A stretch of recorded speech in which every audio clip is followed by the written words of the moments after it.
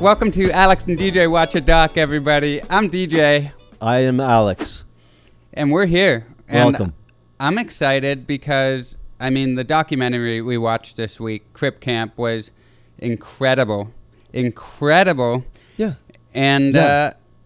And before we even get into that, there's two things. One, you just moved, so this is your new setup for the moment. You're in a brand new apartment. For the moment. You're feeling good. You're looking good. How's life over there? Thanks. Yeah, it's all right. Right now we're just making do with what we have.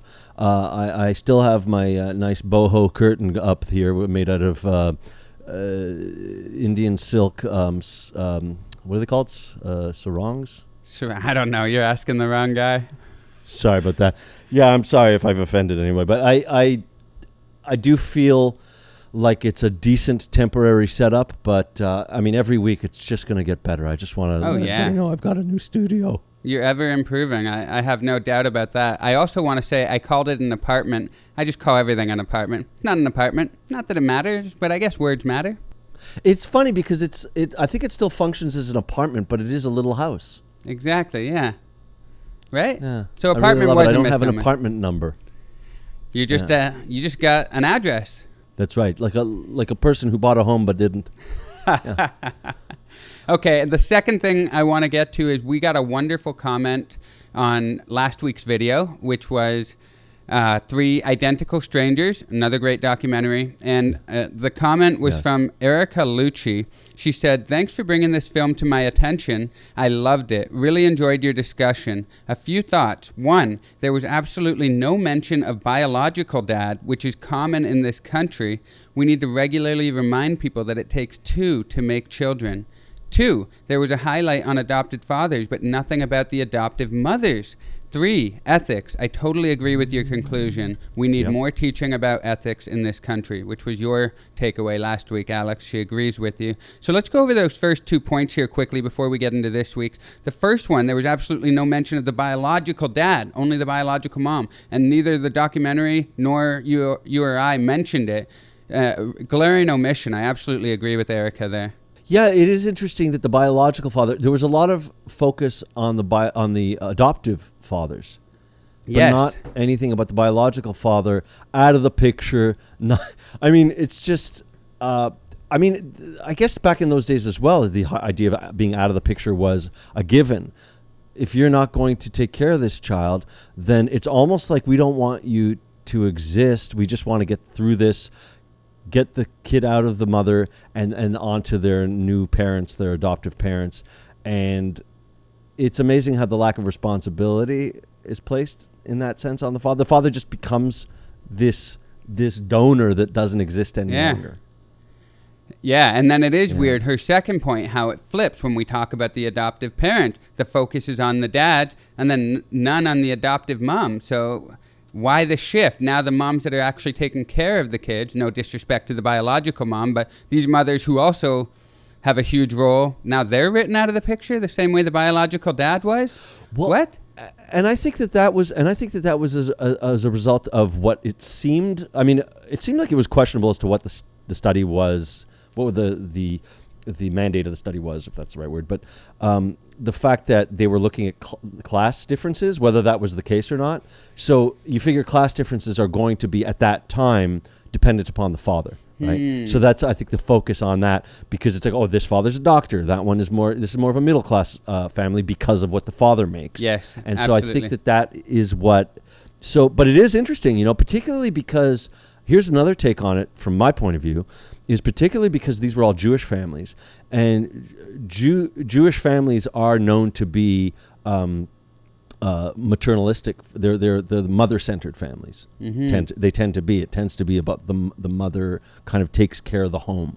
Like that's what it's about. Yeah. So, being a good balabusta would be the word for a good homemaker. So that again it's interesting because if that's what it's all about in that culture, and these were all Jewish homes, then what's going on? So thank you. I'm sorry, her name again? Erica Lucci. Thank you, Erica, for bringing this to our attention. An oversight on their part and ours, mostly theirs, though. They started it. Thank you, Erica. Great comment. Okay, let's move on to Crip Camp. What? Yeah. what a movie. I gotta say this did affect me quite a bit. I mean, it took me on the journey that I think it intended an audience to be taken on, and it did change my outlook and made me realize that I needed to change my attitudes. Wow. Powerful statement. I agree with that wholeheartedly as well. I mean, the amount that it let us take a peek inside the life of somebody with a disability. And, I have a disability myself, but it's a little different from theirs. I wear hearing aids. There's not a lot of mobility issues, not really language issues in the sense that I can speak, relatively normally. I knew you'd make this about you, but anyway, go ahead. Sorry. Well, I just want to say I have a little bit of a peek into their world from a perspective of disability, but it's a different disability. There were deaf people at Camp Gen Ed too, but I guess I just want to say that it was really cool to see people with disabilities at that time speaking up for themselves, kind of like running so that I could. Well, I don't know what the metaphor is. I guess I'm standing on the shoulders of giants, and I didn't know just how much. Judy fucking Human. I mean, I want to bow at the altar of Judy Human, one of the main protagonist characters in this documentary. Powerful. She's amazing. I watched a few more videos after this, and just to watch her because she's so powerful. You're right. Can you give us a breakdown just in your mind what the arc of the movie is in case somebody didn't watch it, starting from the camp right to the very end? Tell me what you see the through line as being in this movie. Yeah, it's funny because I did read an article, an interview with the editor, one of the editors. There was a huge kind of collaboration, and it did sort of break down the arc in a way that I didn't clearly see. But I mean, it does start with the kids at the camp that this camp that was founded in 1951 that they came in right around the Summer of Love era. Camp Gen Ed. And Camp Gen Ed, and the fact that it was just completely freeing for them. They could completely be themselves, and it empowered them and gave them a voice that then carried over into, that was the first act. And then the second act, it kind of transitioned where you the political aspect started to be touched upon, particularly by Lionel, the black camper who mentioned how there was this parallel between going back to Alabama and feeling how he didn't have the civic rights, the civil rights in the same way that people, with disabilities didn't have. Mm-hmm. And then it transitioned into Judy Human and her activists, just starting, what was it? The Disability in Action was what she started, right? That was the name I believe that's what it was. Yeah, I think so. Yeah. Disabled in Action, I believe. Disabled in Action. Yeah, and she started by suing the school board in New York City. Yeah, the education for not having accessibility, and then it just went from there to, then it was into deinstitutionalization, right? Where they showed a bit of Willowbrook. Dude, the name Willowbrook is forever etched into my mind now. A nightmare is right. They showed a clip from Geraldo. I think he'd been around long enough that I should know how to pronounce the man's name. When you see Geraldo Rivera pop up in a clip from the early 70s, you're like, damn, this man's been working for a long time. Yeah. But, anyway, the positive thoughts end there when you realize what he's reporting on. He goes inside Willowbrook, and it is just... I forget how many employees they had, but they had not nearly enough employees to feed all these kids. They weren't taking care of them. It was you want to talk about dehumanization.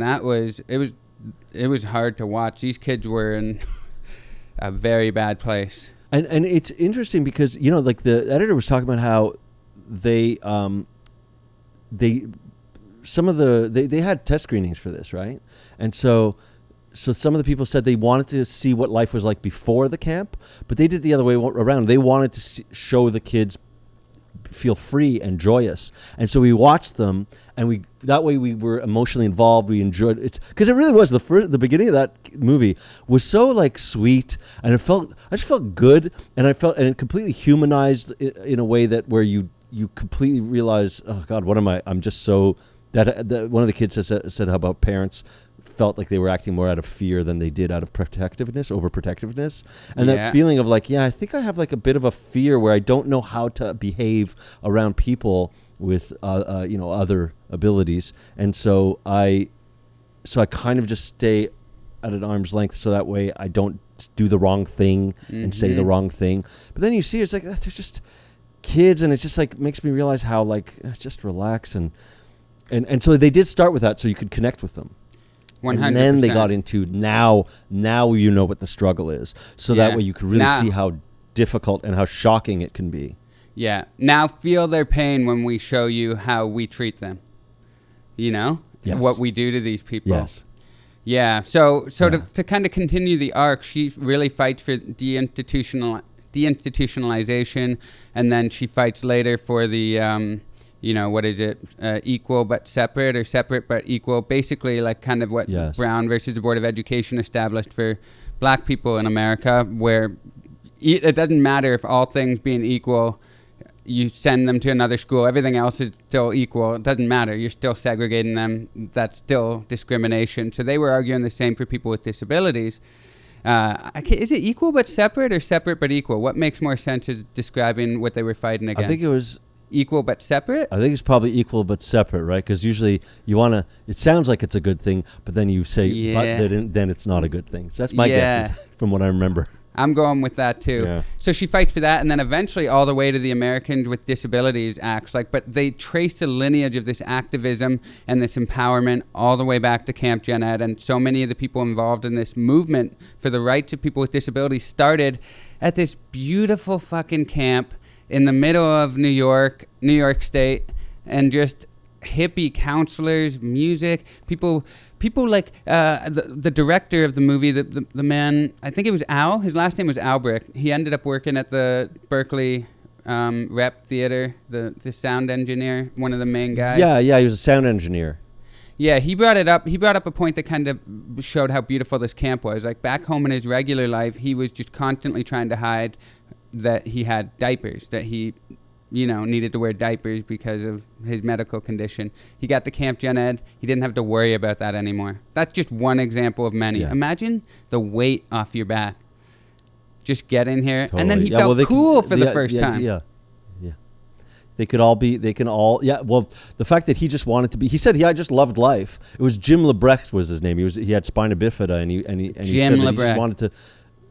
Yeah, and he just wanted to love. He just loved life. He wanted to hang out with the hippies who smoked and played music, and he was able to do that there. And you really got a sense that everybody. In fact, when they started talking about that camp and how they got together, and it was like first time having a girlfriend, and they were together for a week, and they wanted to celebrate their week anniversary, but unfortunately they got crabs. And then it was like so funny, like there are funny moments where this kid is singing about crab cakes, crab bakes, and super crap. I don't know, like all this stuff. The one guy singing the blues while he was tapping on the garbage pail. He was like, I got the one day blues, however long it takes to knock out the crab. And it was a good song.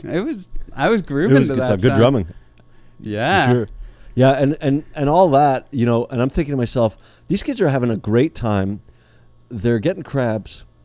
I got to tell you, when I was in a Jewish, the summer camp, I wish I had that kind of action. I never got that kind of action. I feel like jealous. I was like, I was actually curious. I didn't get laid. You didn't? I was going to ask, because I knew you probably went to like Jewish summer camps. I was going to ask, was it that kind of vibe, like where you were all like, cool, we're amongst, our people, let's get freaky and know that we belong with each other. Like I was wondering if you felt even that same kind of camaraderie at Jewish summer camp.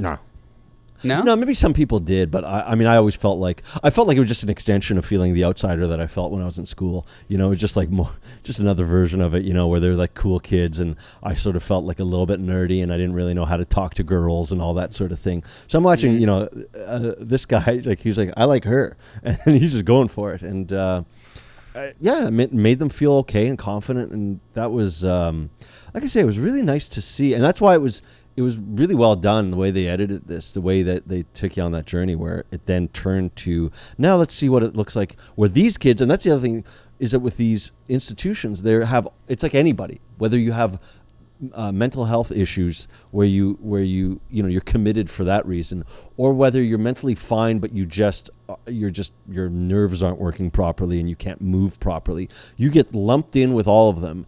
And they had, what was it, one caregiver to 50 kids, and they had 3 minutes each to eat, and it was just like this hell that they had to endure. I thought, oh, okay, well, this is it's so sad. It's so terribly sad to see these sweet, fun-loving kids treated that way because there's a complete lack of understanding or concern. And you know, the toughest part about it is I used to work for a TV channel back in Canada called Accessible Media. So we would do interviews with people in the community who had various sorts of accessibility needs and issues and concerns. And I forget who said this to me, but I remember what they said. So apologies for not giving them credit. But there's no such thing as not being disabled. It's just you're either disabled or you're not disabled yet. We all get sick. Bad things. Right. Yeah, we love to just, as human beings, we love to sweep it under the rug, put people in the Willowbrooks of the world far away from where we have to look. But we all, you know, I mean, most of us, unless, you know, your death is swift and unexpected, you know, we should all be so lucky. But otherwise, a lot of us are going to be infirm, or we're going to have mental health issues or whatever. So it's just, I'm guilty of it as well. But decrepitude. Yeah. Right? Decrepitude. Great word for a terrible thing. Thank you. I don't know what the hell I'm saying thank you for. The sex stuff was so great to watch because, I mean, I was a horny teenager too. But watching them get to feel okay with experiencing that, because they made reference to the fact that people, when they looked at them, they were disabled before being people. They were disabled people. Or somebody made the point that they would be like, we got to move these wheelchairs. They wouldn't even acknowledge that there were people in the wheelchairs. So for them to be people and, you know, feeling horny and touching other people at this camp and not feeling like they've been, you know, pushed aside into some random dark corner, I mean, it was exciting to watch. Their 1 week romance was hilarious to watch. Like, that teenage love, they did not want to be apart from each other. No, that's great. That's great. What was it? The other guy who said that one counselor taught him how to kiss, and it was the best physical therapy that he ever had. Yeah. Like, I'm like, I totally get that. I would have liked that physical therapy too. I mean, I'm like, man, you know, that's the thing, is at least there were good people there who really felt for the kids and wanted to help them in any way they could. That's a generous counselor. I love it. Everybody should be that way. I would have killed for a counselor like that. Well, nowadays I think like you'd get in trouble for that. I don't think that would be a sanctioned activity for a camp counselor to be doing. Not if I didn't tell anybody. That's true. The Denise, I think her name was, That's right. She was hilarious. I mean, there were so many hilarious people, but when she talked about how she got gonorrhea from the bus driver, because she had an affair with her bus driver, but then the doctors just assumed that there was no way she was having sex because she was disabled, so they like took out her appendix, or it was gonorrhea. Crazy. She ended up having. Yeah, but they were surprised. Yeah. They didn't even think to consider it. Yeah, and she took pride in it. She was like, "Hey, I got gonorrhea," and it empowered her enough to become. Was it human sexuality? She studied human sexuality and went into that field. Yeah. And then the other dude who was super cool was the transvestite. Mm-hmm. He made me laugh so hard. When they were able to go to Berkeley and go to San Francisco and they showed the Halloween in San Francisco where he was doing this whole act out of sweet transvestite and all that. Dude, I had to write it down because it made me laugh so hard when he came out for that transvestite song. What's it called? Sweet Transvestite, the song? Yeah. That when the host brought him out, he said, Stephen Hoffman, from Rocky Horror Picture Show. Oh, okay, yeah. He said, a transvestite by trade. His ambition is to be a headless amoeba with a lot of large, thickly endowed boyfriends. That is a hilarious thing to say for your ambition. You wish to be a headless amoeba? A headless amoeba. With a lot of thickly endowed boyfriends. These are fun people. Well, that was in the beginning, too, there was the idea of the dad telling Jim, who was actually one of the co-director of this, that he better be outgoing, And then there were and then that fellow said, if you're passive, you're screwed. If you're in this position, and it's true. It's tough. I mean, like you're outgoing, and I think that a lot of people who might be hard of hearing would it would be an excuse to become insulated, right? Oh, yeah, dude, I felt it during this pandemic. You're lucky in that you're built in. You have that social quality. Well, there's the nature versus nurture thing, because I often wonder, did I feel like I needed to become more outgoing to, compensate for the hearing loss? True. But my dad and mom are both outgoing, so I think you're right that I got lucky in that sense. But the pandemic, with everybody having a mask on, I felt way less of a desire to go out in public and talk to people. So I felt it. It's so I can only imagine when you can't even come out of your apartment because there's no elevator in your building, and people are going to have to carry you down the stairs, and nobody gives a shit, and nobody thinks there's a problem with that. I mean, you right away learn, somebody said it at one point, like, they wish I was dead. Society doesn't want me around. Yes, they wish I was dead. Yes. And if it was Nazi Germany, they would have you dead. Yeah. Not just Nazi Germany. Because those are the ones that were sent to the camps. Yeah. I mean, obviously that's a huge example, but in many places of the world, you can't be a Judy human. Not to take away from what she did, because it still required incredible courage and tenacity and all that. I'm just saying that there's a lot of countries that, there's no mention of it, and there's still Willowbrooks. And I mean, I wonder, are there still... You can't be a Judy human, and also you can't be a Jewy human. That's another issue, too, but I don't want to go down that road. You're good, you. There's no reason I should have done that. I couldn't stop myself, but here we are. You know who I really loved? I think his first name was Al. His last name was Levy, but he was like when they were doing the quarantine, and he was talking about how much of a crime it was against him, like his calm, measured way of speaking with his gravitas, but his hippie sensibility. He was a character, man. Yeah. Oh, yeah, he had confidence. It was great to watch. He said a couple of things. I can't remember specifically, but he said a couple of things that were really... It was like, oh, this guy does not mind saying what he thinks, and he really articulated it well. There was another thing in terms of articulation that came up where, in terms of like when we were talking about having to be taken care of and having someone, take you by, there was that moment. Well, he actually said about the idea of how somebody washing your balls makes you feel pretty small. He actually brought that up. Yeah. And you know what he said right after that? Because I wrote it down. He said, "We're all in the process of dehumanization. Got a match?" As he brought his cigarette up to his mouth. Maybe he's a little too cool for his own good. I loved it. But there was this. I actually want to read a little thing as well, because leading up to that, where there was this moment where, what was her name? I'm blanking. Nancy, who had the 1 week romance with Jen? No, I think that was this was the one that when they were all around and they let her speak. There was this moment where you watched her as she tried to speak, and at some point they said, did anybody understand that? And then I can't remember now. You just said his name. He came in and he was able to interpret what she'd said. Yeah. But there was a moment where people were saying, I think some people said that it felt uncomfortable trying to figure out what she's saying as she's struggling through these words, and they were saying maybe we should, you should put up subtitles so that way it's easier to understand. It's like, no, we want you to go through that and understand and see how that feels. And it was actually, there was something earlier that set that up. It was intentional, and they, as I say, I was reading this interview with one of the. What was her name? Oh yeah, Nancy Rosenblum was the one that was trying to speak, and there was a moment where this this editor Meyer, her name's I can't, just kind of lost her first name. I think it's like Elaine Meyer. Yeah, Eileen Meyer.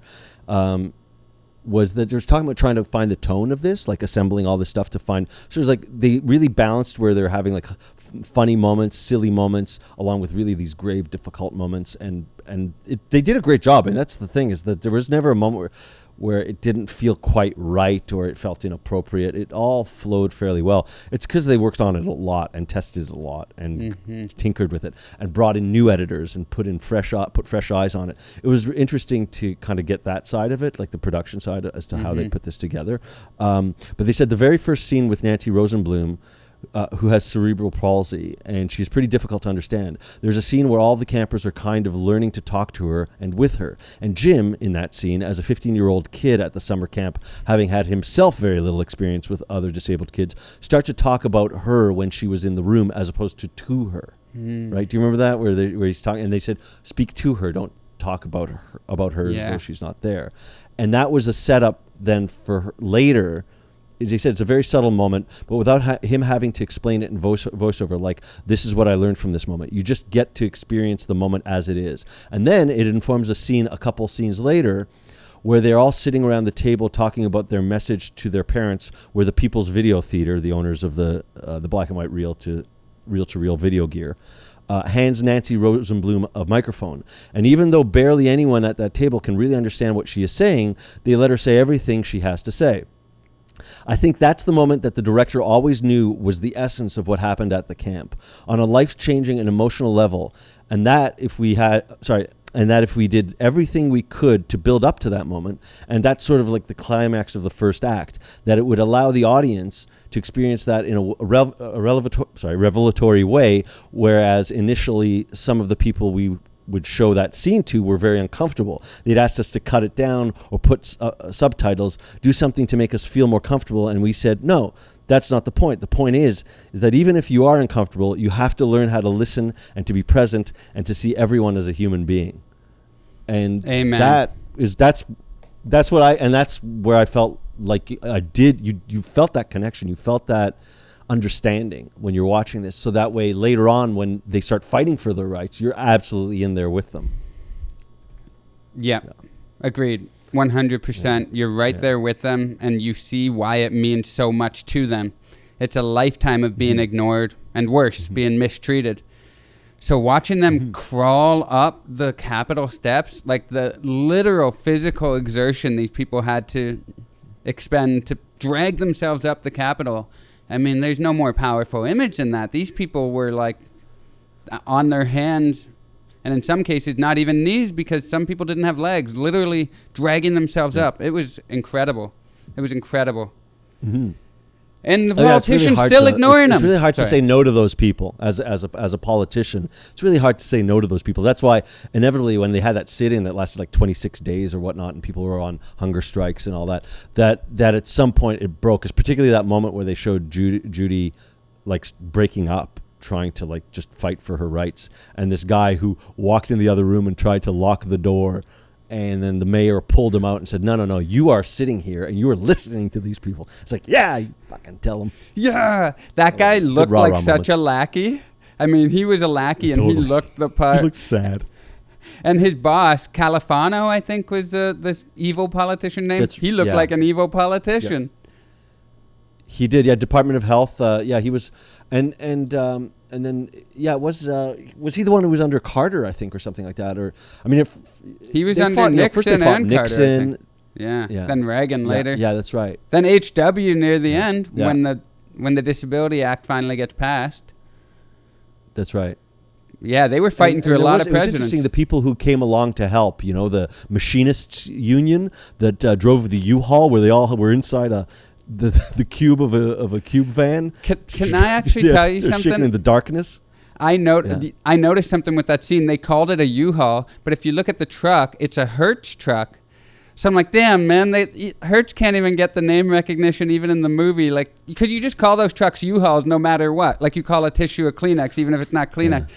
Hertz is probably watching that like, it was a Hertz, damn it. We helped them, not U-Haul. Except for maybe they were trying to avoid the obvious joke that it hurts.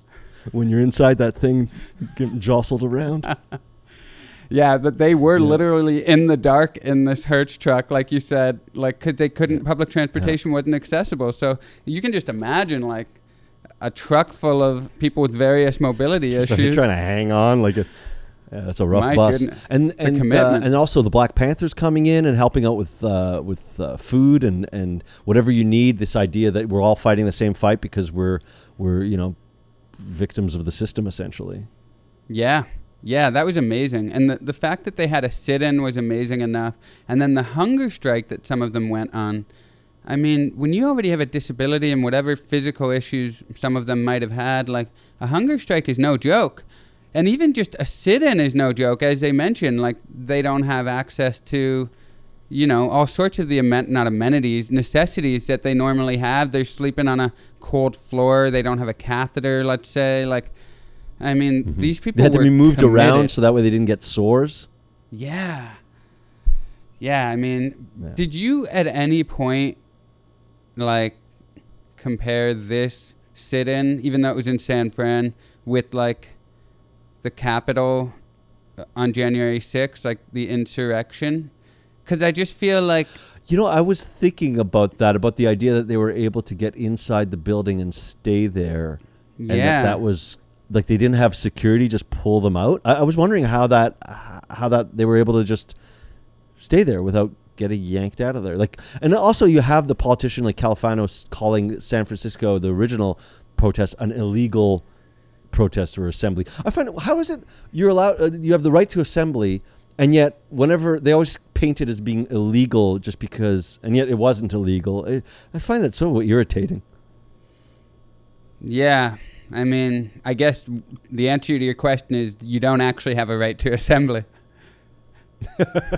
Well, it depends on who wants to, who's on your side and who isn't. Yeah. But yes, you're right. It did make me wonder about what the hell, when can you and can't you sit in?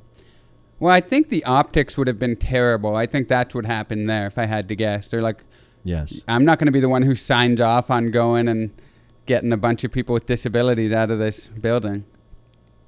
Yeah. I actually was surprised it lasted that long because I thought, man, this looks pretty bad all around. Why is this taking so long?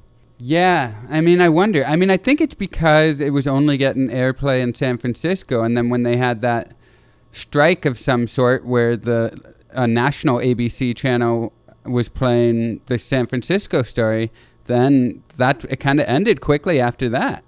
So I think that's why it lasted Isn't that weird? That long. Like isn't it weird how fate has to step in and have a technician strike? That's the only way that turned this thing around. It's crazy.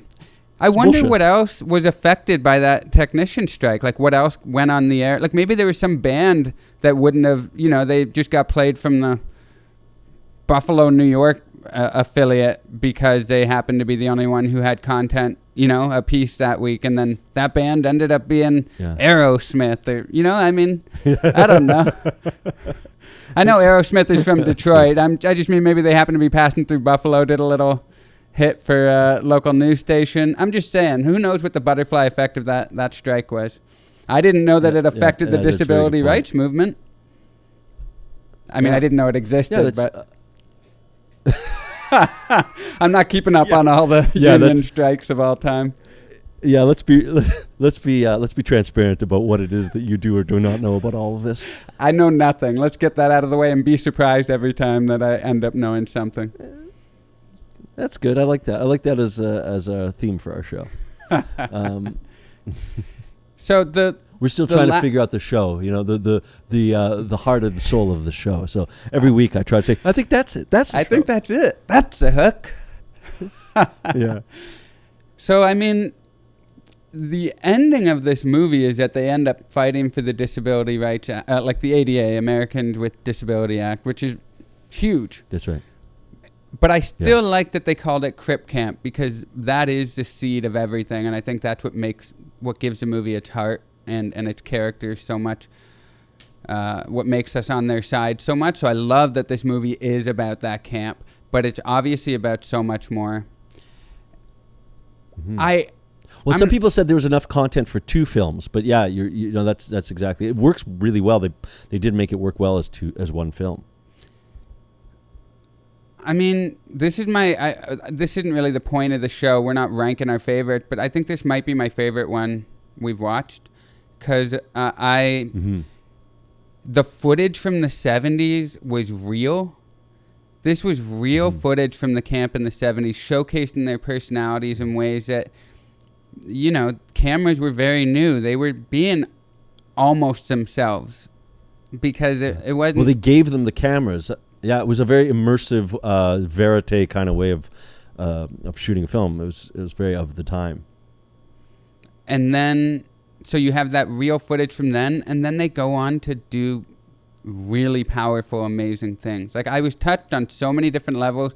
I'm not going to lie, man. I watched it last night. I smoked a joint before. Sometimes I get a little emotional when I smoke weed. I was bawling at so many points in that movie. Like, bawling. I was like, what the fuck is going on? Like, it hit me hard. Like, these people endured so much, and it is so easy, not to get all fucking motivational speakery, but it's easy to give up, man. Like, I have a relatively easy life, and there's some days where I'm like, what's the point? You know what I mean? Yeah. And can you imagine being that's why beaten Judy down in like particular. That? Yeah. Amazing. Yeah. Judy. Yeah. Sorry, keep going. No, I was going to say, just to agree with you, her in particular, she is, I mean, they were talking about that she was kind of the driving force. You need a leader. You need somebody to keep people on point, keep people at it. I think she was extremely motivational herself. Yeah, she seems to be like the linchpin of the whole community that everybody... She called and they went and they shut down traffic in New York City. You know, when Judy calls, or when she went to Washington to put pressure on the national politicians, they knew not to leave the sit-in from San Francisco. Even though the leader was gone, she was like, you don't leave until I say so, you know? And you know what I loved? Yeah. The way they showed her asking everybody what they want for dinner at Camp Gen Ed and making sure she heard everybody and everybody had a voice.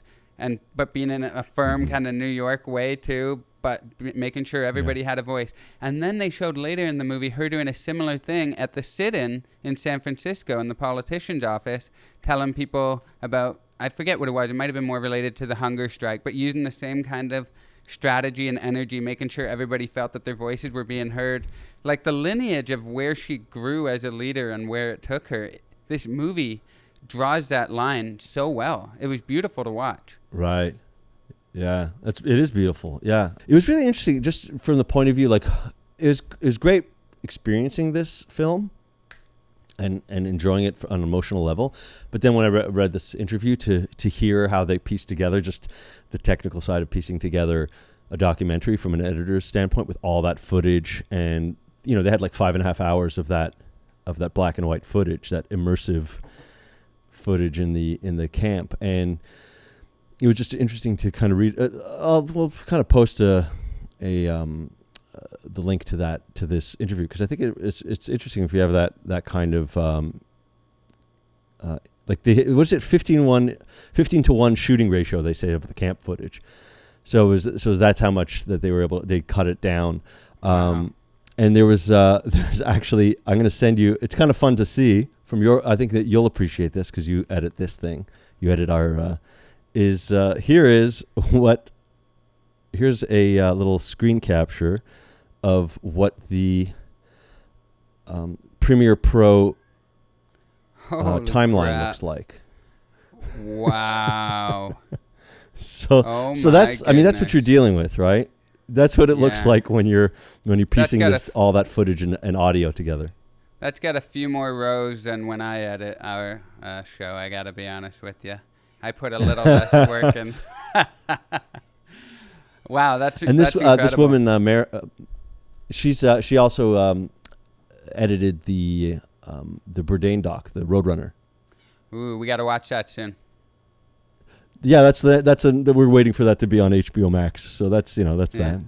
And this one, Crip Camp, was produced by Barack and Michelle Obama. Yes, it was. And yeah, they apparently they would give general notes occasionally, but they'd go through a producer for their what is it called, Higher Ground, the production company. And they would occasionally kind of chime in a little bit, but really they'd be very hands off and just let them. They just thought it was like a perfect production for their company, that these are the kind of stories they want to tell and all that sort of thing. So yeah, nice.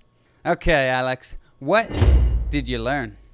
Well, I mean, what I learned was just that it was the fact that first of all, this camp existed, and also, I mean, I wasn't aware of the civil rights movement of the disabled, which, by the way, I wasn't sure. Again, there's a lot of talk as to what is the proper way to address other abled or challenged and all these different terms, and they didn't really talk about that much. They kind of went with, I think, what was probably typical at the time, which tended to be, disabled, the disabled in action and all that sort of thing. So I don't know what the current one is at this time. I like that they didn't get into that. I think your heart is in the right place. So disabled sounds okay to me. I mean, I might be wrong too. Yeah. But I like that they didn't get caught up in that. I just want to say, though, at one point when they were trying to get rid of them at their sit-in, they turned off the hot water, and a newscaster who was covering it said, "Hot water has been turned off on the 4th floor where an occupational army of cripples has taken over." He said that the news. It's like, I don't know if that's how you should be describing them, but I guess it was the 70s. An occupational army of cripples. Yeah. I know. I wonder for how long that the term cripple became acceptable until it became fully unacceptable. Yeah, I don't know. But I did find it interesting because we've done a few docs where, whether it's someone's life, there's a lot of cut to the civil rights movement, and it's interesting to see this civil rights movement. It kind of falls in line with the theme of a lot of documentaries we've watched. So I did find that really interesting to watch this particular civil rights movement, because you don't hear much about it. You're right. You don't. Yeah, that's a good point. I learned that they have like a hierarchy within the disabled community. Yes. That was really interesting for them to be like, the polios at Camp Gen Ed were at the top, and then cerebral palsy was at the bottom in terms of like how they ranked. Yeah. But that's how the outside world viewed it. And then at Camp Gen Ed, they were all just, the same. I don't know if the same is how they would describe it, but equal. And then the one couple that ended up getting married from Camp Gen Ed, the one guy's mom said, "I understand why you want to marry a handicap, but why couldn't you find a polio?" Because they both had CP. Yeah, that made me laugh so hard, by the way. It's so funny because it reminds me of, because I think they are Jewish, and it reminds me of like a Jewish mother saying, "Why couldn't you find a nice Jewish girl?" Yeah, a nice polio girl. It's got that same vibe to it. Yeah. There were a lot of Jewish people in this too. I did think about you while I watched it. I'm like, Alex is definitely picking up on the amount of Jewish people. Yeah, a lot of these, well, I mean, Judy herself, it's like, a lot of these feisty, loudmouth Jews, they really change things sometimes. New York Jews. Yes. I can't do accents. Oh, yeah, she had that full accent. It was great. I'm walking over here. Okay. I'm not walking over here. Oh, that's God. bad. He did it. That's a show, folks. How did you feel? As I say, I felt it's funny. I really felt the sweetness of it in the beginning, and the joys, and then the indignation, and then the feeling of triumph. Bing, bang, boom. Yep. And that, like, you watched all the editors talking about it. That was by design, and they did it very well. But also, it was real. It wasn't fabricated, because we saw where it all began at Camp Gen Ed. So, agree with all of that. The one thing I'll add to that is it didn't end with a feeling of triumph for me, because I know where disability rights are now, and there's still so much to improve upon. And then you even hear things about, like, this actually happened around LA a lot. Like, every club is supposed to have, like, hearing devices available for people at comedy shows. And there was somebody who was going around and suing all the clubs in town who didn't have it. And the way it works is they usually never go to court. The club just pays them 10 or 15 grand, and then they end up getting the devices and putting the sign up saying they're available. But they've all learned the hard way. I've had 2 clubs ask me to test their listening devices to make sure that they were compliant after they got sued in LA. Oh. Yeah. Oh, wow. So that's like the negative side of the ADA. I mean, it's positive in the sense that it ended up making them get these accessible devices, but it's negative in the sense that these lawyers, who most of them don't actually give a shit about the people with disabilities, and they're just looking for where they can exploit this law to make a quick buck. That was brutal. I remember I started up a show in our neighborhood, and one of the things I had to do is make sure I had that sign in the listening device, because it felt like it was a predatory thing where they were just looking to try to take advantage and get that money versus really having any concern for the rights of the people hard of hearing. So I always thought, this is exactly what spoils it. It spoils the intention. And but I did get it. So, if people did want to come around and they wanted to listen to the show, I get it. There was a wave of fear going through all the comedy shows. People were saying, like, you got to make sure. Yeah. But that's the bad side of what's ultimately a good thing. Do you know what I mean? Like, that's going to happen, I guess, in a kind of society that, rewards lawsuits and all these things. But that doesn't take away from the good that act being passed has done. But, even like when you watch Judy, after the 504 one got passed, she said, well, that still means that only people that receive federal money have to comply with this. Yes. Private businesses can still discriminate, et cetera, et cetera. And then the ADA got passed, but so many of those things are still true now. Like, there's still discrimination against people with disabilities. And an employer can say... Yeah, this idea that there's the law, but there's no enforcement. That was something that came up. That's the frustration. I was like, what's the point of the law if it's not being enforced, really? Yeah. So I felt the triumph, but it was tinged with the reality of the situation as well. But more than anything, I felt great, even with the indignation and everything. I just felt great being able to hang out with these people for an hour and 40 minutes, because so many of them were like really, really incredible. Like, everything, so many people made me laugh with their wit and outlook on life. Like, so many of them were really awesome. Like, they just made me feel good watching them through the screen, and they made me laugh. Yeah, they were genuinely fun people. That's the thing, is it was great to remove that stigma and just be able to see the person. That was what I think that was really successful. This film was successful at that. So where do we go from here? All right, that one. Well, I guess, for me, it'll be just, again, being less fearful in that. I mean, fear is a strange word when it comes to that sort of thing. It's like, it's more just a social awkwardness. And just relax, and also be aware and try to help where you can. Just try to make life more like all of our lives. Make it more normal in that sense. In the sense of accessibility and all that sort of thing. I like that. I'm gonna piggyback on that and say I agree. I think that's where we go from here. And just kind of that general trying to see the world through other people's eyes and have empathy. This is a group of people that I don't necessarily think about all the time, which is kind of part of the problem. So, being a bit more aware of the challenges they face and not being afraid. Yeah, I think not being afraid is a good one. Just like, it's the same, again, you made that joke at the beginning, and I think it's in my head now as we near the end, but to make it about me again. I've had it even with my hearing aid where people didn't know how to bring it up, where I guess less as I get older and I talk about it a lot myself so people feel more comfortable. But as a kid, it was like, just ask me. Like, it's not going to bother me if I can see your intent is good. But I get that. But I think that from the point of view of someone who to ask, it's like you're worried. The person's like, ugh, why does it always why do I always have to answer that question? And why is that, I'm more than just my hearing aids. You know what I mean? I think that's where it stops me from saying anything, and that's the trouble is because I think different people also might react differently. Like, you're kind of cool with it, but maybe somebody else might feel like they don't want to talk about it. You're right. Yeah. So I guess just say hello is the most important thing. Yes. Yeah. Yes. It's almost like when it comes to things like that, I let the other person bring it up. Yeah. They're like, I'm in a wheelchair. You're like, okay. I mean, they're not going to bring it up. Why would they bring it up? I am so glad you brought that up. Boy, do I have things to say about that. You really just opened up a flood of questions I had, but I was waiting for you to bring it up.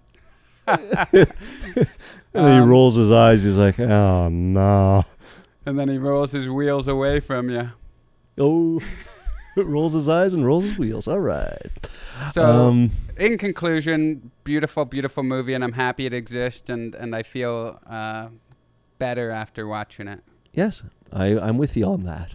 What are we watching next week? Oh, and one more time for Judy fucking Human, because my goodness, I loved her, and I watched another video of her answering 73 questions on her YouTube channel. If anybody wants to know more about Judy Human, she answered 73 questions while giving a tour of her apartment in Washington. Oh, that's great. A little cribs, a little cribs? It's Cribs, yeah. It's Cribs with Judy Human.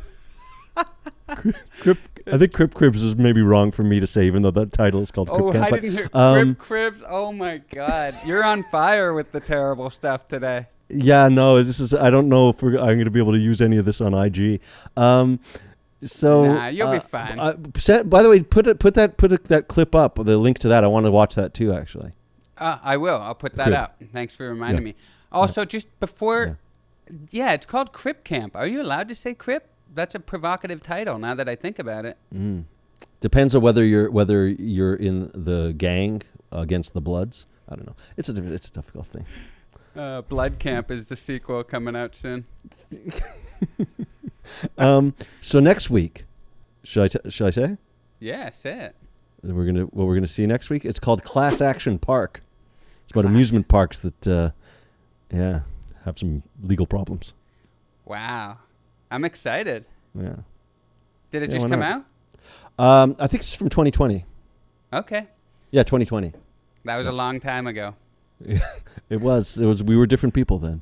We were. Okay, well, that's Crip Camp. Next week we're watching Class Action Park. Thank you for joining us. As always, I'm DJ. Always. I'm Alex. Thank you, and goodbye. Goodbye.